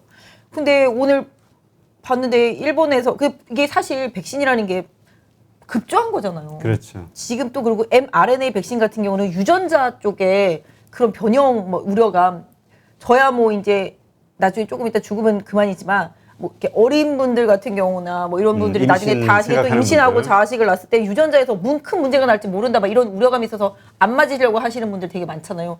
오늘 보니까 일본 여자분인데 대머리 됐더라고요. 맞고 그래가지고 이거 모더나도 아시 못하네. 나 대머리는 안 내는데 그래서 이게 웃을 일은 아닌데 이렇게 계속 나오잖아요. 그래서 좀 근데 뭐 나이 든 사람들은 그나마 좀 낫다. 젊은 사람들한테 부작용이 많다. 이래가지고 나이 든 제 입장에서 조금 안심이 되긴 하지만 근데 하여튼간에 이 백신이라는 게 사실 그래요. 백신이라는 게 지금 반짝하는 건 아니잖아요. 왜냐하면 어차피 매년 유행이 있잖아요. 매년 유행이 있기 때문에 기본적으로 뭐 지금은 코로나가 뭐 지금 델타잖아요. 지금 이제 주로 델타인데 델타 뭐 미국에서는 뭐 이제 람다도 나오고 있다고 그러는데 내년에 가면은 뭐가 또 어떻게 변이가 나올지 모르잖아요. 그러니까 이제 백신은 그거 하나로만 끝나는 게 아니라 계속 이제 변이에 대응하기 위해서 좀 더 좋은 걸 만들어내는데 요번에 이제 SK 바이오사이언스 같은 경우는 이제 대통령이 어저께 화끈하게 밀어주겠다고도 막 얘기를 했잖아요. 그러다 보니까 어저께 상한가에서 1,000원 빠졌나 뭐 아무튼 그 정도로 끝났는데 아무튼 내년 상반기 중에 나오면은 뭐 그 기대감 그러니까 내년 상반기까지 코로나가 계속 유행할지는 모르겠는데 일단 지금은 기대감이 좀 주가에 많이 영향을 미친 건 사실이에요. 그러니까 이런 거죠. 지금 이제 중화항체가 100% 형성이 됐다. 코로나 걸려서 나은 사람보다 뭐 5배에서 뭐 8배 이상 중화항체가 많다. 일단 좋잖아요. 그리고 아스트라제네카랑 이제 비교 임상을 하긴 하겠지만 지금 임상 3상에 들어갔으니까 일단 기대감이 지금 들어간 거죠. 왜냐면 지금 모더나나 파이자 돈 버는 걸 봤잖아요. 그렇죠. 예, 그렇기 때문에 SK 바이오사이언스도 내년에 나오면 그만큼 돈을 벌 것이다라는 기대 심리가 지금 미리 이제 선반영되고 있는 상태인데 또 혹자들은 이렇게 얘기해요. 내년에 가면은 지금 열심히 막 모더나 찍어내고 있는데 화이자도 찍어내고 있는데 남아돌지 않겠어? 경쟁력이 과연 있겠냐? 네, 남아돌지 않겠어? 대량 생산하면서 가격 다운시키면은 뭐 이거 새로 만들어낸 그치, 거 이미 맞을 사람은 다 맞았고. 네, 맞겠어? 뭐 이렇게 생각해 보면은 뭐 생각보다 수익이 많이 안 날 수도 있겠네. 뭐 이렇게 생각할 수도 있겠지만 지금은 이제 국내 이제 1호 백신 그다음에 뭐 백신이라는 게 코로나만 있겠어요. 나중에 되면 더 많이 생기고 그러다 보면 사실 녹십자가 요새 급락하는 거 보면 참 불쌍하긴 해요. 녹십자 같은 경우는 꾸준히 좋은 기업이거든요. 뭐 항상 가을 겨울에 이제 항상 실적이 좋아서 가을 겨울에 이제 움직이는 종목들인데 요새 힘이 하나도 없어서 좀 불쌍하긴 한데 지금은 이제 어쨌든 간에 지금 당장 막 돈을 벌어들여야 되니까 뭐 오늘 SK 케미칼도 많이 오른 게 SK 바이오사이언스 지분이 부각이 된 거잖아요. 68%나 가지고 있거든요. 그렇죠. 예, 근데 그동안 바닥에서 정말 뒹굴었었거든요. 그러다가 이제 부각되면서 올라오는 거고 SK 바이오사이언스도 기본적으로 이제 그 백신에 대한 기대감. 오늘 보면은 국내에서 백신을 이렇게 만드는 업체들, 뭐 유바이오로직스도 지금 임상 1상이지만 이건 소문인데 결과는 괜찮다고 그러더라고요. 소문은 빼고. 네. 근데 아무튼 그냥 아주 좋대요. 그래가지고 막 올라오더라고요. 네. 그리고 뭐 그동안 좀 비실비실했던 뭐 제넥신도 조금 올라오고 뭐 이런 식으로 또 백신을 연구하는 기업들, 그다음에 또 치료제들까지 막 다 덩달아서 다시 또 이제 흐름이 나오는데 하여튼 SK 바이오사이언스 같은 경우는 지금 그냥 차트만 단순히 놓고 보면 일단은 어제 장대 양봉이잖아요. 거래도 엄청 실렸잖아요. 그리고 상장했을 때 고점도 돌파가 됐잖아요. 근데 그러니까 지금 짧은 구간이지만 단순히 이 종목을 보유하신 분들한테 말씀, 이것도 지금 편입이 되는 거란 말이에요. MSCI 지수 편입이 되는 종목이라서 이렇게 올라가는데 보통 이게 기술적 분석을 할 때는 장대 양봉. 여기 보시면 아시겠지만요. 여기 이 첫 번째 장대 양봉. 그 다음에도 아래 꼬리가 이 장대 양봉의 중간선을 훼손을 하지 않아요. 이게 보면은 시가에서 제저가, 종가가 제일 고가잖아요. 네. 양봉이. 근데 그랬을 때는 매수 세력들이 이 중간 이하로 양보를 하지 않고 있거든요. 그러니까 사실은 이날 못 샀으면 이날 샀어야 되는 거잖아요. 근데 그때도 못 샀으면은 에휴 너무 많이 갔다고 놓쳤다 뭐 이렇게 생각하실 수도 있는데 이게 보시면 계속 그 전날 양봉의 중간선을 계속 훼손하지 않고 종가가 나오고 있거든요. 그러니까 매수 세력이 더 이긴다라는 거죠. 매수 세력이 계속 이겨왔고 이날도 그렇잖아요. 지금 음봉이긴 했어도 이 종가가 중간선이 훼손이 되지 않고 있고요. 오늘도 마찬가지죠. 지금 여기 장대 양봉의 중간선이 훼손이 되지 않잖아요. 결론적으로는 오늘 아래꼬리 저점, 오늘 딱 저가 보시면 28만 4천 원이라고 나와 있습니다. SK 바이오사이언스는 이 28만 4천 원을 다시 강하게 이탈하지 않는다라면은 추세를 유지할 가능성이 높고요. 다만 제가 약간 우려하는 거는 지금 60일선, 20일선과의 이격도가 엄청납니다. 그렇죠. 네, 이렇게 이격이 엄청 벌어지면 일어나는 현상은 여기서 슈팅해놓고 음봉의 거래가 많이 실리면서 조정이 들어갈 수도 있는데 기본적으로 이 이평선들이 따라 올라오는 구간까지 횡보하거나 아니면 내려와서 이격을 줄이거나 두 개 중에 하나거든요. 그래서 추가 상승을 해서 여기서 더 슈팅이 만약에 내일이나 뭐 다음 주 초까지 나온다라면은 좀 차익 실현 매물 나올 가능성이 높고 아까 말씀드렸던 대로 MSCI 지수 편입 이벤트 끝나고 나면은 조금 뭐 이렇게 결과 기다리면서 뭐 나중에 백신에 대한 결과 기다리면서 좀 움직일 가능성이 좀 높죠. 그래서 아무튼 제가 지금 보는 관점에서 이 종목을 보유하셨다라면은 오늘의 저점을 단기 지지선으로 설정을 하시고 여기서 만약에 추가 상승하면서 올라갔는데 윗꼬리가 달리면서 음봉에 거래가 많이 실린다 그러면 아 오늘 고점이 앞으로 좀 넘기 힘든 고점이겠구나라고 생각을 해주시고 지금 이격도가 지금 상당히 큰 편이거든요. 여기 지금 보시면 지금 현재 종가가 30만 8천 원, 30만 8,500원이지만 지금 5일선이 25만 7천 원이에요. 5일선이랑도 이격이 엄청나고 21선은 19만 1천 원에 돼 있어요. 지금. 네. 지금 21선과 이격이 거의 지금 한 30%가 넘잖아요. 상당히 그렇기 때문에 21선과 이격도 어마하기 때문에 이것들이 따라 올라오는데도 시간이 걸리고 얘가 여기서 더 치고 나가면 이격이 더 벌어지기 때문에 차익 실현 매물들이 좀 나올 수가 있어요. 근데 뭐 물론 엄청나게 좋은 종목들, 잘 가는 종목들은 이렇게 5일선을 지금 보시면 5일선이 훼손되지가 않잖아요. 이 5일선을 훼손하지 않으면서 계속 사부작 올라가기는 하거든요. 하지만 지금 이 종목도 여태까지 올라오면서 5일선이 훼손되지가 않았지만 되게 웃긴 점은 지금 보시면 5일선을 다 이렇게 지지하고 올라간 것 같지만 이렇게 올라갈 때는 이게 붙어 있지 않았어요. 이게 주가가 지금 올라오니까 5일선이 따라 올라오면서 밑에서 이렇게 붙은 것처럼 보이지만 실질적으로는 빵 떠 있었거든요. 근데 이것도 마찬가지가 되겠죠. 5일선이 지금 가파르게 올라오고 있어서 이 5일선이 좀 지지선 역할을 향후에 좀 해줄 것 같지만 단기 호흡으로만 놓고 봤을 때는 좀 기대치가 지금 강하게 반영이 된 상태라서 추가적인 상승이 나오면 좀 차익 실현 매물이 나올 수가 있다. 이 점 염두에 두시고 단기적으로 오늘 저점 정도를 지지선으로 좀 설정을 해서 투자하시는 전략이 좀 좋을 것 같고 수급 보시면 연기금은 털고 있잖아요. 다 털어요. 지금 다 사모펀드도 털고 투신도 털고 다 털어요. 외국인도 매도하고 외국인도 있고. 털어요. 개인들끼리만 사서 올리는 거예요. 좀 이렇게 되면은 지속적으로 상승하는 데는 좀 모멘텀이 부족할 수도 있겠네요. 그 개인들이 막 좋다고 사서 올리는 거잖아요. 지금 뉴스 보면서. 그만큼 좀 시장에 돈이 또 확 들어오기도 했고요, 이번에. 근데 이 3일 동안 상승하는 급등하는 동안 외국인이랑 기관들은 그냥 다 팔아치우고 있는 거잖아요. 이 수급이 좀 아쉽더라고요. 저는 어제 그저께도 계속 봤을 때. 뭐 어떤 논에서 본다면 여기서 지금 기관들은 많이 샀잖아요. 연기금도 그렇고 뭐 투신도 그렇고 여기 보시면 20만 원대 여기 17만 원대 여기서 샀잖아요. 지금. 네. 그래놓고 이렇게 급등해서 올라오니까 개인한테 다 떠넘기고 지들은 차익 실현하고 있는 상태잖아요. 좀 얄미운 상태죠. 그래서 나도 개미라고 생각하면 물리지 말아야 되겠죠. 그래서 일단 뭐 개인적으로 이 방송 보시는 분들은 좀 추가 상승하면은 뭐 좀 덜 차익 먹는다 생각하시고 조금 차익 실현 해놓고 다시 조정 오면 재매수 이런 관점은 좀 트레이딩 관점에서 좀 어떨까? 뭐 개인적으로는 그렇게 좀 생각을 해봤습니다. 네, 알겠습니다. 하여튼 참 쉽지가 않네요. 그 중국 규제 이슈로 해서 이제 게임주들이 많이 폭락을 했죠. 그 영향으로 한국 게임주들도 많이 폭락을 했는데 네. 지금 NC소프트가 상황이 대장주였는데 네. 상당히 안 좋아요. 근데 또 이번에 크래프톤 상장하면서 이번 또 이거는 네. 아예 공모가를 하회하면서 네. 아까 나온 뉴스 보니까 네. 우리 사주 직원 1인당 뭐 2,400만 원인가 2천만 원 이상 그 뭐 좀 네. 적자를 보고 있다, 손해를 네. 보고 있다 이런 뉴스도 나오더라고요. 크래프톤은 뭐 두 줄밖에 없어가지고서 차트로 설명드리기는 어려운데요. 예. 사실 크래프톤 같은 경우는 이제 상장 공모가가 이제 49만 8천 원. 제 손님도 공모하다가 안 하는 게 좋겠지 물어보셔서 하지 마세요라고 제가 말씀드려요. 왜냐면 경쟁률이 너무 낮아가지고 그러니까요. 괜히 잘못 찔렀다가는 정말 딱 패가 망신하겠더라고 보니까. 5조? 네. 네. 왜냐면 카벤 같은 경우가 한 50조대였으니까 10분의 1밖에 안 되잖아요. 근데 이게 공모 경쟁률이 정말 몇 대 몇밖에 안 됐잖아요. 아까 4.8대 1인가 뭐 그때 그랬던 것 같아요. 그러니 잘못 찔렀다가는 어마어마하게 받을 판이잖아요. 그래서 다들 스톱하고 막 이랬었는데 사실 그런 데다가 크래프톤은 락업 물량이 많지가 않았어요. 네, 락업 물량이 많지가 않아가지고 상장하면 쏟아진다라는 물량들이 상당히 많았었거든요.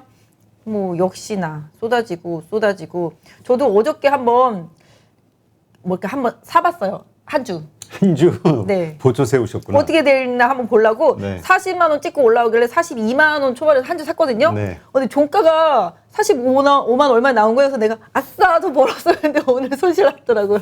한 주. 그래서 내가 나중에 또 빠지면 한 주 사봤고 왜냐면 근데 이런 건 있어요. 얘도 시가총액이 엄청 크고 대형주기 때문에 편입이 돼요. MSCI 지수에 편입이 돼요. 그래서 그런 이슈라고 본다라면은 어디쯤에서는 좀 바닥에 나오지가 않겠나라고 생각을 하고 있어요. 근데 뭐 한 40만 원, 왜냐면 MSCI 지수에 편입이 되면 이 비중으로 봤을 때 크래프톤 같은 경우는 약 한 4천억 정도 예, 매수할 수 있는 룸이 생기고, 그다음에 국내 지수 편입까지 감안하면 한 9천억 정도 매수 여력이 생긴다고 그래요. 그래서 결론적으로는 빠지면은 매수세가 들어올 수 있잖아요. 그래서 그런 거를 노리시는 분들이라면 면밀하게 매일매일 봐야 되겠죠? 수급이 바뀌는지 안 바뀌는지 그런 부분들 봐야 되는데, 이제 상장하자마자 공모가 하회하니까 손절 나오는 거잖아요. 그렇죠. 예, 손절 나오고 그 물량 다 풀리고 나면은 어느 정도 좀 바닥을 잡을 수가 있을 것 같은데, 이제 크래프톤 같은 경우는 이제 텐센트 의존도가 높고, 그 다음에 이제 원게임, 배틀그라운드 하나 때문에 이제 실적이 그렇게 막 올라왔었는데, 해필이면 운도 되게 나쁜 게 상장하고 이제 공모하려는데 텐센트가 막 급락을 하고 이래버리니까, 중국 규제하고 이래버리니까. 왜냐하면 크래프톤 수익이 거의 대부분 중국의 중국 텐센트에서 나오는 거기 때문에, 그게 잘못되면은 크래프톤의 상장 가치를 매겼을 때, 공모가 가치를 매겼을 때 그 실적을 기반으로 매겼는데 그 실적이 깨져버리면 당연히 공모가 너무 비싼 거 아니냐 이렇게 돼버리잖아요. 그러니까 그런 우려 때문에 많이 빠졌어요. 그래서 크래프톤 같은 경우도 뭔가 빨리 방안을 만들어야 되겠죠. 새로운 게임을 빨리 어떻게 하든지, 중국에서의 실적이 이상무라는 결과를 나중에 보여주든지, 아니면 그냥 매물 다 맞고 이제 주가가 뭐 그 가치에 맞게 많이 빠지든지 뭔가가 있어야 되는데, 제가 항상 과거에 보면 이렇게 비싼 주식들은 꼭 나중에 무증을 하더라고요, 보니까. 무상증자? 네, 펄어비스도 했었잖아요. 이렇게 좀 이렇게 몇십만 원짜리들은 꼭 나중에 하더라고요. 그래서 얘네가 나중에 주가를 어느 정도 좀 돌릴 때, 뭔가 모멘텀을 만들 때 그런 걸로 돌릴 수도 있어요. 뭐 지금 당장이 아니어도 그런 부분들은 항상 가능성이 있다. 왜냐면 요새 코스닥도 보시면 다 비싼 종목들 다 무증. 웬만하면 다 무증 급등. 요새 앞타바이오 같은 경우도 엄청 올라오는데 무증. 다 무증. 그러니까 급등한 종목들은 다 무증. 그다음에 M&A 열풍.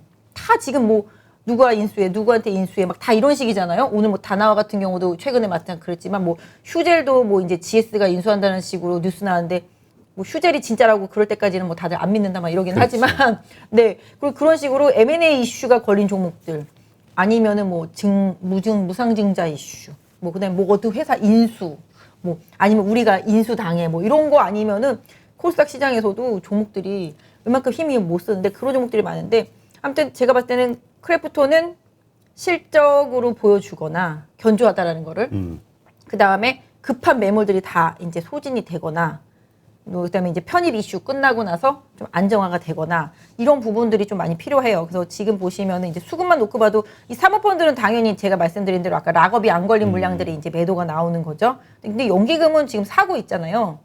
그죠? 그러네요. 어제도 사고 오늘도 사고, 외국인은 이것도 엄청나게 팔고. 예, 외국인 매도는 이제 락업 안 걸리고 이번에 공모받은 물량들인 거죠. 그러니까 연기금은 바닥에서 지금 받아내고 있는 상태라고 보시면 좋겠습니다. 투신도 담고 있어요. 아까 말씀드린 대로 어쩔 수 없이 사야 되는 물량들이 있잖아요. 그래서 그런 부분들을 좀 생각해 주시면 좋을 것 같긴 해요. 그래서 요거는 지금 두 개만 보고 제가 뭐라고 말씀을 못 드리는데, 한 며칠 좀 더 봐야 되는데, 아무튼 크래프톤 같은 경우는 원게임 리스크, 그 다음에 이제 때를 잘못 만났다 리스크, 네, 요런 부분들이라고 좀 봐주시면 좋을 것 같아요. 그래서 좀 시간을 두고 이 종목을, 근데 이 종목을 공모 받으신 분들은 손절했을 수도 있고 안 했을 수도 있고 가지고 계시다면 열받는 구간이긴 한데, 매수를 하시려고 하시는 분들은 뭐 공격적이기보다는 방어적으로 뭐 저처럼 한 주씩 이렇게 하시던지 아무튼 좀 시간을 두고 좀 보셔야 될 것 네, 같아요. 그러니까 지금 덜컥 급하게 들어갈 구간은 아니다. 이걸로 이해하고요. 근데 이렇게 빠지는 게 네. 공모가가 높다라는 이유만이겠느냐? 결국은 중국 리스크하고 이런저런 것들이 합쳐지면서 전체적인 게임주가 지금 하향으로 가는 거 아니냐? 네. 섹터 자체가. 네. 그런 차원에서 대장주라고 할 수 있는 NC소프트도 지금 움직임이 안 좋잖아요. 그렇죠. 완전 지금 불쌍하죠. 지금. 그러니까 지금 이게 다시 반등하기 위해서는 게임주가 다시 살아나는 시점이 되지 않겠느냐, 이런 얘기가 있단 말이죠. 네, 그럼 네. 게임주가 다시 살아날 수 있는 시점이 언제일까? 사실 국내 게임주들은 요번 달에도 출시 신작이 되게 많아요. 올해 신작 엄청 많아요. 근데 약간 그런 거 있었잖아요. 지금 3년 동안 한한령 때문에 중국 가보지도 못했는데 최근에 펄어비스가 뚫었는데 또 해필이면 또 규제가 나오니까 또 이제 걸렀다, 뭐 이런 생각 들 수 있잖아요. 근데 지난번에 말씀드렸지만 이 게임 그쪽 이제 텐센트는 이게 납작 엎드리는 회사인데, 규제하고 이런 걸 보시면 아시겠지만 청소년들이 그 텐센트 게임 그에서 차지하는 왕자 영유였나? 좀 그런데 아무튼 그런 게임이었었는데, 그 게임에서 차지하는 비중은 3% 6%밖에 안 됐다고 그러더라고요.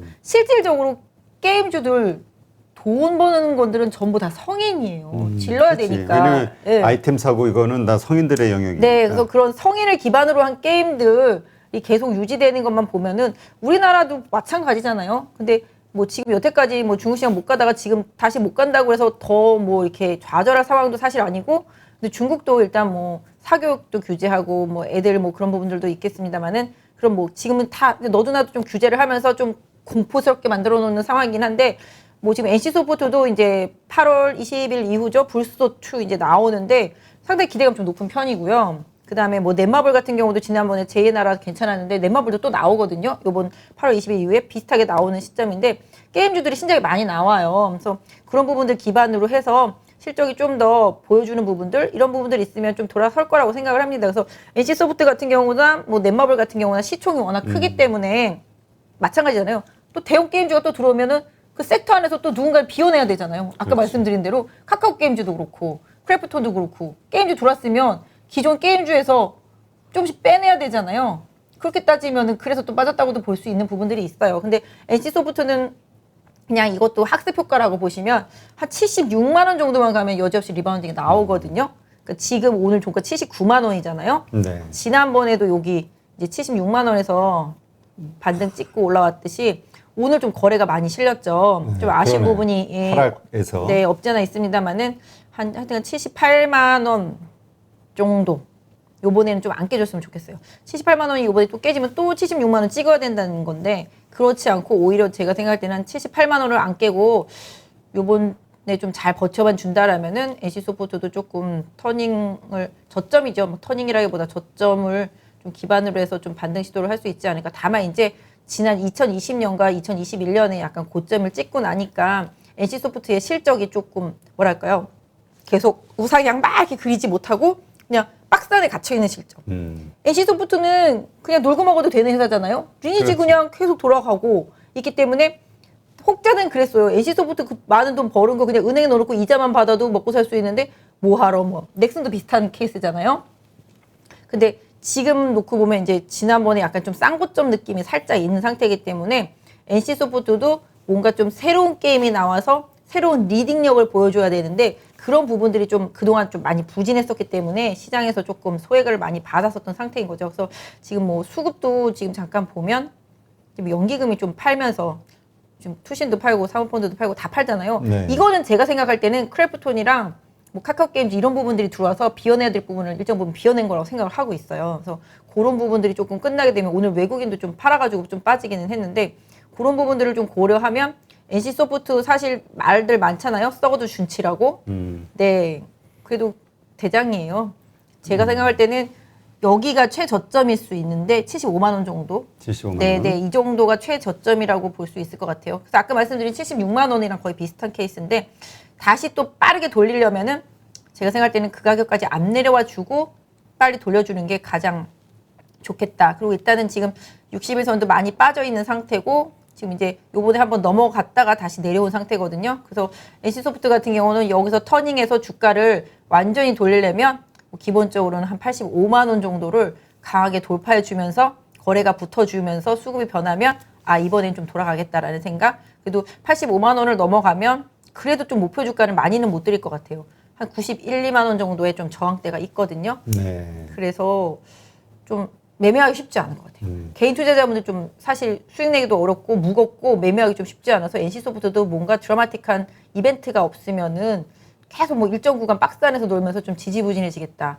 사실 네이버도 그러다가 나중에 올라오긴 했지만, 그렇죠. 예, 그래서 네이버나 카카오나 NC나 다 이런 플랫폼 기업들, 게임 뭐 이런 기업들 다 덩치가 있는 기업들이기 때문에 상당히 지금 무거워진 구간이다라고 생각해 보신다라면은 생각보다 막 이렇게 쉽게 반전이 막 나오기는 그런 플랫폼 기업이나 게임 업체들 대형사들한테는 좀 사실 좀 어렵다. 그래서 넷마블도 저도 항상 넷마블은 트레이딩을 해요. 13만 원 초반 오면 사고 14만 원 넘어가면 팔고 그러면 넷마블 쪽에서 생각하면 이런 얍실한 뭐 이렇게 생각할 수도 있겠지만 뭐 개인 투자자분들은 사실은 주식 지금 들고 가서 수익이 안 나니까 그렇죠. 트레이딩만이 지금 살 길이다거든요. 내일 다시 어떻게 될지 모르니까. 그래서 저도 트레이딩을 지금은 권장을 드려요. 온라인 고객분들한테도 항상 말씀드려요. 트레이딩 하시라고. 그래서 급락하면 사고, 요새는 급락하면 공격적으로 사고, 급반등하면 뒤도 안 보고 팔고, 이런 분들은 요새 안 물렸는데, 아, 나는 이 종목을 이제 좋으니까 오래 들고 갈 거야. 이렇게 생각하시고 장기 투자? 장투할 거야. 이러면은 다시 또 원위치. 제가 SK바이오팜을 장투한다고 들고 있다가 다시 원위치 되는 쓴맛을 봤다가 오늘 다시 또 13만 3천 원까지 막 급등하는 그걸 보면서 팔아 마라 막 이런 생각을 하게 되는데 이게 장투가 되게 힘들어요, 진짜. 그러니까. 그 구간을 잘 견뎌야 되거든요, 진짜로. 그러니까 매일 시장에 관심을 갖는 사람들은 장투를 못할 것 같아. 제가 왜냐면 계속 맞아. 팔 이유가 자꾸 생기잖아요. 맞아요. 이게 모니터를 보고 있으면 수백, 수천 종목이 막 움직이는데 내 종목은 안 가는데 잘 가는 종목이 보이거든요. 당연히 열이 받잖아요. 그래서 모니터를 매일 보는 분들은 사실은 정말 데이 트레이딩 하는 분은 매일 봐야 되겠지. 하지만 장기 투자하려고 마음을 먹고 섹터를 정했고 그 종목을 정했으면 어느 정도 수준에서 내가 딱 원하는 가격만 오면은 계속 사주기만 하면 돼요. 내가 생각하는 가격 이하로 뭐 이탈되지만 않는다면 계속 내려오면 사주고 내려오면 사주고 이렇게 하면서 나중에 추세 전환되면서 쭉 가면 그게 이제 큰 수익이 나는데 지난번에 제 친구 미국 친구 자기는 급등주가 싫다고 한 친구 네. 빠져야지 많이 살 수 있어서 좋다고 한 친구 걔가 그러거든요. 그래서 그렇게 따진다면 그 투자법이 잘못된 건 아닌데 그런 것도 나쁠 수는 있지. 시장이 하락 추세선인데 그렇죠. 계속 장기 투자한다고 사갖고 있으면 이 추세 돌아가는데 몇 년 걸릴 수 있잖아요. 그러니까 이 시장이 상승 추세인지 내가 갖고 있는 종목의 업황이 상승을 타고 있는 업황인지 그거를 고려하셔가지고 저점 매수를 해야지 다 죽어나가고 있는 업황인 종목에다가 장투한다고 계속 매수하면 나만 시장에서 소외되는 게 오래가잖아요. 그래서 아까 그렇죠. 말씀하신 대로 저는 직업이기 때문에 여러 종목을 보니까 이게 스트레스를 받아서 장기 투자를 못 하는데 개인 투자자분들은 좀 약간 여유롭게 시간을 갖고 내가 그 종목을 찍었으면 장기 투자하는 것도 방법이긴 해요. 근데 지금 시장이 고점이냐 이제 앞으로 맛이 갈 것이냐 이런 게 되게 좀 애매한 상황이라서 저도 그렇지. 지금은 왜냐하면 지금 지수는 고점권에 있고 작은 박스를 그리고 있지만 종목들이 이미 다 맛이 갔거든요. 근데 이 맛이 간 종목들이 다시 돌아서서 쭉 가면은 지수 더 많이 가겠죠. 그렇죠. 그죠? 그런 걸 고려해 봤을 때 정말 오늘 오면서 다 모든 섹터 종목들을 다 봤어요. 차트를 다 봤어요. 다 맛이 갔어요. 살아있는 거 딱 2차 전지 섹터 하나 살아있더라고요, 보니까. 근데 이게 맛이 갔다라는 거가 좀 말하기도 웃기지만 고점에서 이제 엄청나게 많이 조정을 받은 상태인 거죠. 그럼 그만큼 또 가격적인 메리트가 있기도 하고 근데 최근에 2차 전지를 따라가면서 반도체 주식들이 이제 살아갈 거야라고 생각했다가 오늘 좀 완전히 정말 저희 속된 말로 폭망이잖아요, 지금. 그래서 또 아닌가 봐라고 생각할 수도 있겠지만 또 시장은 또 변화할 수 있는 거니까 아까 말씀드린 대로 근데 반도체는 뭐 삼성의 투자에 대한 기대감 이런 부분들로 좀 올랐던 부분들도 사실 있긴 하지만 기업 실적 하나하나가 나쁘진 않았어요. 근데 이제 그 나쁘지 않아 좋아 그러면서 요새 계속 리포트를 쏟아낸 애널들이 더 좋아 목표 주가 올려 막 이랬는데 결국은 빠지잖아요. 그러니까 시장 주식은 사실은 아무도 몰라요. 그렇죠. 근데 항상 저는 이제 애널리스트들 레포트를 항상 경계하라고 말씀드릴 때가 이미 충분히 많이 올라왔는데 주가가 지금 버벅대고 있는데 더 좋다 말해가지고서 애널리스트들 리포트로 피크를 만들어 놓고 결국은 개미들 다 고점에 물려놓고 따다다다다 빠져버리면 애널리스트들은 또 그 다음에 또 다시 목표 주가를 바꾸거나 의견을 조정해버리면은 책임감 없는 애널리스트도 되게 많아서 저는 사실은 애널리스트들 리포트가 지난번에도 말씀드렸지만 바닥권에서 업황 돌 때 나오는 것들은 좋은데 이미 고점 찍고 하락하고 있는데도 계속 좋다 그러면서 개인 투자자분들을 현혹시키는 레포트들은 상당히 좀 경계를 많이 해야 되거든요. 근데 최근에 좀 좋다 레포트도 좀 많이 나오고 기관이 주도하고 뭐 이런 중형급 IT 쪽에서는 레포트를 따라서 주가도 좀 많이 오르긴 했지만 좀 개인 투자자분들은 좀 그렇게 급격하게 오른 종목들을 좀 항상 경계하고 오히려 적당한 조정이 나왔을 때 좀 틈새를 노리는 전략이 좀 맞겠다. 근데 다만 아까 말씀드렸던 대로 반도체 업황 자체가 죽은 건 아니에요. 조정은 조정이지만 큰 사이클 자체가 죽지는 그렇죠. 않았기 때문에 또 그 안에서 좋은 기업들을 또 요번 조정 기회에 좀 잘 선택하신다면 또 좋은 기회도 되지 않을까 싶어요. 하여튼 지금은 수급의 문제인 것 같아요. 기업이 맞아요. 자체적으로 어떤 하락할 만한 리스크 요인이 있다기보다 네, 대형주들. 그렇다면 카카오 관련해서 지금 카카오뱅크가 이제 어쨌든 좋은 모습을 좀 보이고 있잖아요. 그리고 이제 다음 달인가 다다음 달 카카오페이가 또 준비가 돼 있고 카카오가 조정이 이제 거의 끝난 것이냐 아니면 앞으로 더 조정을 받을 것이냐 이거 가지고 좀 의견들이 많이 나뉘는데 어떻게 보세요? 기술적 분석으로. 뭐 일단 카카오 같은 경우는 기본적으로 뭐 카뱅도 그렇고 뭐 카카오 게임즈도 들어왔고 이제 카카오페이 카카오 계열사 몇 개인 줄 아시죠? 너무 많은 몰라요. 저. 118개. 엄청나잖아요. 혹자들은 그거 다 상장할 거야 막 이런 생각. 뭐 근데 카카오 같은 경우가 지금 뭐 요번 시장에서 거의 작년부터 시작해서 거의 승자잖아요. 자회사들도 그렇죠. 계속 상장시키고. 근데 저는 좀 그런 생각해보세요. 좀 이제 저도 카카오 많이 쓰잖아요. 저도 이제 네이버보다는 카카오 검색도 많이 하고 카카오톡도 많이 쓰고 막 이렇긴 하는데 살짝 좀 얄미워지기 시작했어요. 왜냐하면 개인 투자자분들을 이렇게 플랫폼이나 이런 부분에 길을 들여놓고 가격을 올리기 시작하는 거잖아요. 지금 기본적으로. 그렇죠. 저 이게 기사에서 봤는데 자전거, 카카오 자전거도 뭐 기본 뭐 10분 동안은 뭐 기본 요금을 적용하다가 조금씩 그 뒤에 1분 단위로 올라갔었는데 지금 아예 초반부터 그런데요. 근데 뭐 1분에 얼마더라? 1,000원?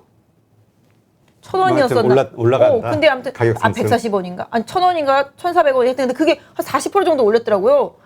그래서 제가 봤을 때는 그 전기 자전거 며칠 타면은 자전거 가격 하나 나오겠더라고요, 보니까. 기분 낸다고 한두 시간 타다 보면은. 그래서 그런 식으로 좀 가격을 많이 올리고 카카오 택시 같은 경우도 종류가 되게 많잖아요. 뭐 블랙, 블루, 뭐 막 이런 식이고 또 그다음에 좀 빨리 그 뭐지? 그 뭐 잡는 거는 돈 더 내. 그다음에 카카오 대리도 좀 더 비싸고 그다음에 또 빨리 가고 너 안 잡히잖아요. 요새 대리가 안 잡히니까 또 빨리 불려면 돈 더 내. 막 이런 식이잖아요. 이런 식으로 자꾸 돈을 자꾸 쓰게 만들. 뭐 물론 그게 수익 사업이니까 카카오에서 어쩔 수 없는 상황이긴 하지만 제가 봤을 때는 이렇게 독점적인 거의 카카오가 독점력이 거의 한 80% 정도 된다고 그러더라고요. 이 독점력이 어느 순간은 중국이었으면 상상도 할 수 없지만 중국이 지금 그렇게 해서 때리는 거고 미국도 이제 그런 독점 규제 때문에 네. 상원에 올라가 맞아요. 있는 건데. 이런 플랫폼 기업들이 너무 독점력이 강하다 보면은 분명히 어느 순간 좀 저항에 맞을 수도 있지 않을까 정책적으로. 왜냐하면 국민들의 주머니를 자꾸 가볍게 만들잖아요. 근데 그 시점은 상당히 나중 긴 후에 먼 훗날의 이야기로 생각하는 분들이 많더라고요. 아 근데 제가 생각할 때는 지금 이 정도면 슬슬 뭔가 좀 규제가 시작될 수도 있지 않을까. 왜냐하면 자꾸 올리니까 하나 둘씩 계속 그러고 있으니까. 지금 미국도 그러잖아요. 지금 빅테크 기업들 그런 규제들 다 마찬가지예요. 독점을 항상 규제하는 거잖아요. 이 독점이라는 게 무섭잖아요. 선택권이 없어지는 거잖아요. 그렇죠. 예, 그러니까 이런 선택권을 좀 줄 수 있는 여러 상황들이 나중에 좀 만들어질 수도 있잖아요. 그러면 이제 카카오의 그런 독점력이 어느 정도 좀 흔들리는 시점? 이런 부분들을 좀 경계해야 되겠죠. 뭐 차트로만 본다라면은 네. 지금 카카오는 지난번에 좀 말씀드렸었지만 여기가 오버슈팅 상태였었어요. 그렇죠. 네, 이격도 상당히 과다했었고 지금 이 이격을 줄여가는 과정의 조정인데 이제 60일선까지 지금 깨질 판이잖아요. 네, 제가 생각할 때는 카카오는 여기 최근에 좀 저점권으로만 따진다라면 한 14만 원 정도가 지지선인데 뭐 잘하면은 깨질 가능성도 사실은 있어 보여요. 근데 대체로 60일선은 좀 강한 지지선 역할을 해주기 때문에 지지력을 받고 있었는데 오늘 깨졌잖아요. 오늘 깨졌기 때문에 그 다음 지지선을 찾는다라면은 요 정도? 여기 요 정도. 그게 14만 원이네요. 14만 원. 생각보다 멀리 있지 않네요. 너무 가깝네요. 네, 예, 예. 왜냐하면 여기가 지금 지난번에 여기서 양봉으로 지금 찍고 올라온 자리라서 네, 요 정도에서는 좀 가격 메리트가 좀 있을 것 같아요. 14만 원 정도에서는 리바운딩 가능성이 카카오는 좀 있을 것 같고요. 만약에 시장 상황 때문에 카카오가 추가로 더 빠지게 된다라면은 13만 원 정도가 절대적인 지지선. 네, 제가 생각할 때는 액분하고 나서 여기 고점 찍고 밀렸다가 이번에 뚫었잖아요. 네. 근데 액분했을 때 고점이 한 13만 한 3, 4천 원 정도 되거든요. 그러니까 뭐 러프하게 보면 한 13만 원에서 13만 2, 3천 원 정도가 최대 지지선이다. 그래서 만약에 카카오가 급락을 해서 그 가격이 오게 되면은 뭐 기술적인 대시 타이밍 이렇게 보시고 뭐 그다음에 보유하신 분들이라면은 그냥 보유하신 분들을 한테 말씀을 드리자면 카카오가 최근에 계속 여기서 걸리잖아요. 지금 저항이. 네. 저항이 계속 걸리는 가격이 여기. 네. 지금 보면은 카카오가 계속 저항이 걸리는 가격이 네. 여기 15만 원 정도 되겠습니다. 왜냐하면 여기서도 보시면 음봉 나왔잖아요. 대량 음봉이 나오고 그 다음에 십자봉 뜰 때도 저점이 그 정도 됐거든요. 그랬다가 반등하고 여기서 지금 막힌 거잖아요. 그래서 지금 보시면 절대적으로 카카오의 최대 저항대는 한 16만 5천 원 정도가 될 것 같고요. 다음번에 상승했을 때도. 그 다음에 지금은 이제 빠져서 14만 원을 만약에 지지하고 리바운딩이 나왔는데 기본적으로 지금 여기 21선 막히는 구간이 한 15만 원 정도 되니까 그 가격을 못 넘어가면서 막히면 다시 또 매도해 놓고서 다시 그걸 넘어서는지 아니면 추세를 돌리는지 보실 필요가 있을 것 같은데 반등보다 하락이 먼저 나오면 14만 원 지지력을 확인하시고 전략적으로 접근하시는 전략이 좋을 것 같고 분할로 그 다음에 만약에 14만 원을 깨고 급락이 나오면 13만 원 초반대에서 접근 가능하다라고 보실 수가 있겠는데요. 기술적으로는 지금 보시면 21선이 계속 하향하고 있잖아요. 21선이 일단 꺾였어요. 조금만 더 잘못하면 지금 61선이랑 데드크로스 나게 생겼죠. 지금 그렇죠. 하지만 제가 그때 말씀드린 대로 61선이 우상향하고 있을 때는 데드크로스는 나쁘지는 않아요. 깼다가 다시 올라올 수 있기 때문에 다만 깼다가 다시 올라왔는데 그 61선을 또 못 넘고 더 되밀리면 그때는 정말 안 되지만 21선이 상승하고 있는 61선을 데드크로스 할 수는 있는데 빨리 올라와야 돼요. 보통 이렇게 이평선들을 깨고서 한 적어도 2, 3일 내에 빨리 올라오면 좋은데 빨리 올라오지 못하면 그 추세가 다시 굳어질 수가 있기 때문에 지금 상태로는 오늘 61선을 깼고 종가 이퀄 최저가잖아요. 그렇기 때문에 추가 하락하면은 하여튼 14만 원 정도에서 14만 원 살짝 깨는 정도가 지지선이 나오는데 그 가격대에서는 리바운딩 기대해 볼 수 있겠고 거기서 리바운딩이 안 되고 추가 하락하면 13만 원 초반에서는 단기적으로는 트레이딩 접근 전략. 그 다음에 여기서 14만 원 안 깨고 리바운딩을 하더라도 아까 말씀드린 대로 15만 원 기준으로 강한 돌파가 안 나오면은 역시 그 부분에 대한 저항대를 감안해 보셔서 비중을 조절했다가 다시 그 다음에 14만 원대에서 지지가 확실하다 그러면 재매수 하는 줄. 왜냐면 이게 매수하게 되면은 맨날 샀다 팔았다 하면은 그게 뭐야 뭐 이렇게 생각하실 수도 있겠지만 기회비용을 따는 거예요. 잠깐의 수수료를 주면서 나는 기회비용 손실을 커버하는 거죠. 그렇게 해서 시장이 변해서 더 좋아지면 타면 되니까. 왜냐하면 물리면 못 사면 나는 다른 것도 아무것도 못하는 그런 기회비용 그렇죠. 손실이 나타나니까 그런 부분에 대한 투자라고 보시면 좋을 것 같아요. 그래서 15만 원에 대한 재돌파 여부, 14만 원에 대한 지지력 이런 부분들을 좀 체크하시면서 카카오는 대응하실 필요가 있겠고 차후에 올라가더라도 여기 말씀드린 대로 16만 5천 원은 초강력 울트라 캡숑 저항선이다라고 생각하시면서 매매하셨으면 좋겠습니다. 네, 알겠습니다. 하여튼 참 말씀을 나눌수록 지금 시장이 참 쉽지가 않구나 이런 생각이 어려워요. 드는데. 네. 저도 어려워요. 더군다나 내일도 그 옵션 만기일이기 때문에 어떻게 해야 될까 또 어떤 변동이 있을까 막 여러 가지 걱정도 되긴 하는데요. 근데 오히려 뭐 오늘 데미지를 먼저 먹었다 생각하시면 먼저 미리 맞은 것 같기도 하고. 네, 마음 좀 편하실 수 있을 것 같아요. 알겠습니다. 어쨌건 이렇게 많은 분들을 뵈도 일단은 그 뭐라 그럴까 지금 이게 하나의 변동성 장세이지 이 강세장 이 전체적인 그림은 아직은 훼손되지 않았다. 오히려 뭐 코스피랑 코스닥 차트만 보면 코스닥이 차트 좋고요. 지금 한번 보실래요? 이렇게 보시면 지금 코스닥 같은 경우는 추세 좋잖아요. 그렇죠. 나스닥이랑 똑같아요. 그냥 추세 좋게 가고 있어요. 그래서 오히려 코스닥 쪽이 조금 개인 투자자분들한테는 조금 유리할 수 있겠고 지금 이제 거래소는 약간 느낌 다르죠? 네, 코스닥 같은 경우는 조정받고 또 가고 조정받고 또 가고 이런 느낌이 있다면 코스피 같은 경우는 약간 좀 지지부진하면서 횡보 좀 답답하잖아요. 위로 못 가면서 답답해서 이거 여기서 또 못 들으면은 밑으로 한번 쑥 갔다 갈 수도 있겠네 이런 느낌 살짝 오는 정도. 그래서 지금 코스피는 좀 답답한 상태. 사실 지수는 답답한데 주식은 답답한 지경이 아니라 환장할 수준으로 빠져 있거든요. 거래소 같은 경우는 이게 아까도 말씀드렸지만 대형 IPO가 너무 많았고 그래서 좀 수급이 분산된 상황이고 이런 부분들 때문에 좀 많이 힘든 것 같아요. 그래서 항상 제가 생각할 때는 지금 코스피는 3,220인데요. 3,250을 강하게 뚫어주고 외국인 다시 들어오고 3일 연속 매수해주고 이러면 다시 좀 추세 끌고 갈 수 있는데 그게 안 되면은 계속 좀 답답한 시장 흐름 속에서 흐름이 나오는데 여기서 3,200 깨지면 한 3,190 정도? 요 정도에서 좀 지지선 정도 좀 찾아볼 수 있지 않을까. 지수로만 놓고 봤을 때는 그렇게 보시면서 지수 관련주들은 좀 대응하셨으면 좋겠습니다. 네, 알겠습니다. 하여튼 뭐 장이 아무리 힘들어도 우리가 이 마음이 또 너무 우울하면은 잘못된 결정을 내리기가 또 너무 쉬워지니까 아까 말씀드렸잖아요. 제 고객. 정말 더는 못 참겠다 팔아버리니까 그 다음날 응?